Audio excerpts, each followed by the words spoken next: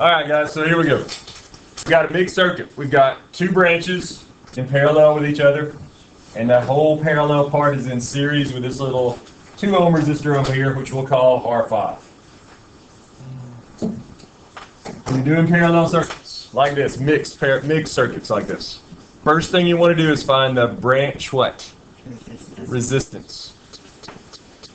These branches are, the resistors on each of these branches, they're hooked in series with each other. So to find the resistance of each branch, just go 2 plus 3 to get 5 ohms here, and 6 plus 2 to get 8 ohms here. Next, you want to find what? The parallel resistance of just this parallel part of the circuit, just this part. To do that, we go 1 over the parallel resistance is equal to 1 over the first branch, which is 5, plus 1 over the second branch, which is 8. Our common denominator, looks like the smallest common denominator we can get there is 40, right? So this is going to be 8 over 40 plus 5 over 40. That's going to add up to be 13 over 40. But remember, that's the inverse of the parallel resistance. So the parallel resistance in here comes out to be 40 over 13. Our numbers are going to be really fun on this problem. That's the parallel resistance. After we find that, what do we want to find? The total resistance of the whole thing. And to do that, we're going to think of this whole parallel part of the circuit as one resistor with 40/13ths of an ohm resistance hooked in series with this guy over here, this 2 ohm resistor. 2 ohms is 26 over 13, right?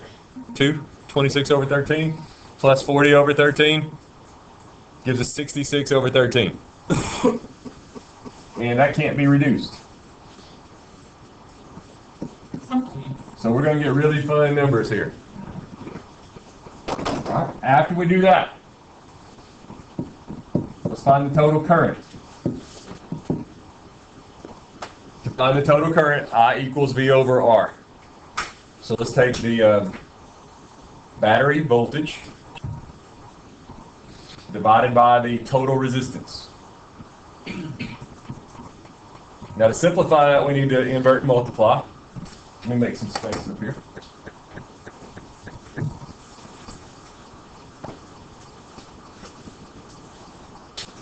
So we're going to go 6 over 1 times 13 over 66.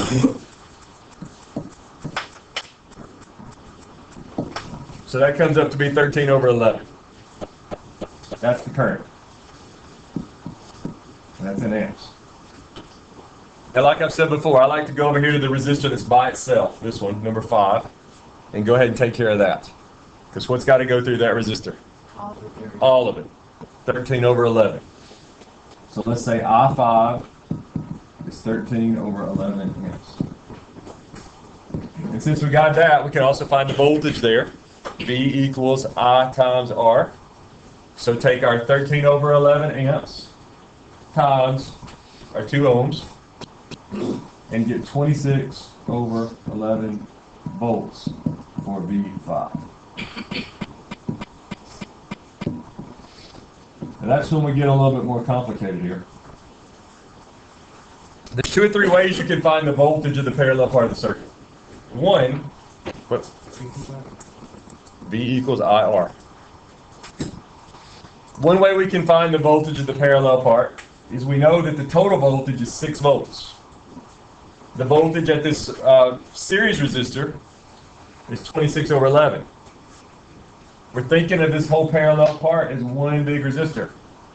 So what can we do with the 6 and the 21 over 11 to find that voltage? Subtract them. That's one way to do it. So we could go, this is 66 over 11 minus 26 over 11 and get 34 over 11. That's not right, is it? 40 over 11. Yeah, my math is fuzzy, I guess. But let's do it another way. Here's the way that I'm going to do it right now. That'll work. We'll get 40 over 11 I'm thinking of this as one resistor with that much resistance, and all the current has to go through one branch or the other of this. So this much current, this much resistance. So I can go V equals IR. V equals IR, so I'll go 13 over 11 times 40 over 13. And you can see that that comes up to be what we just said it would come up to be, 40 over 11. That's the voltage of this whole thing. And here's the key thing to understand.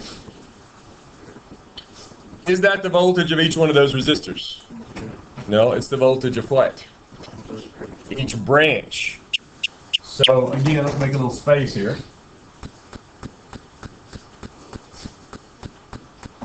The branch voltage, this first branch here, 40 over 13.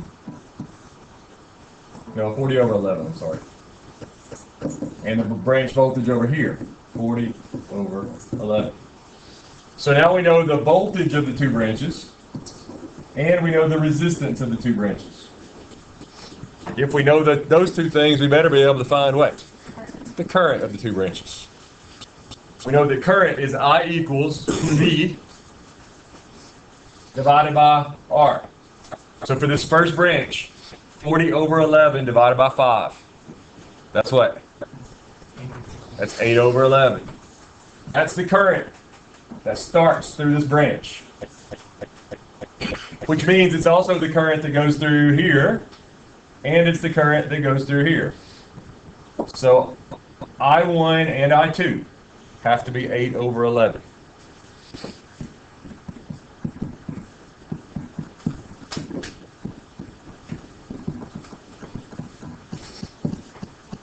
Let's go ahead and find the voltages there while we're at it. We know that voltage 1 and voltage 2 have to add up to be what? 40 over 11, the branch voltage.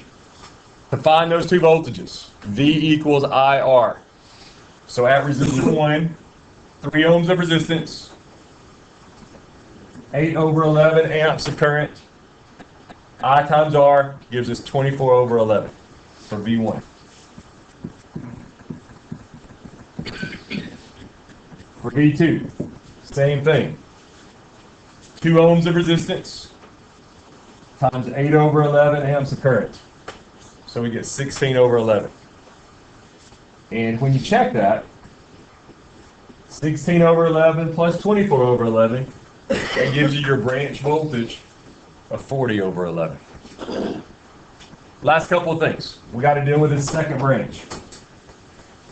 At this second branch, the branch voltage is 40 over 11. The branch resistance is 8. Divide that out, come up with what? What current, guys? I equals V over R. What current? 5/11. That's the current that starts right here. Goes through resistor number 3. Goes through resistor number 4. So that means that I3 is 5/11. I'm running out of space down here. And I4 is also 5 over 11 amps. Check yourself. 5/11s go through here. 8/11s go through there. Those two better add up to be what? 13/11. 13/11s, the total, and they do. Last two things, V3 and 4. At number 3, R is 2, I is 5/11. So V must be what? R is 2, I is 5/11, V is 10/11. And at number 4, R is 6, I is 5/11. So V must be 30 over 11. And once again, those two add up to be the branch voltage, which is 40 over 11. That's as hard as it gets. That's as hard as we're going to get, at least in this class. All right.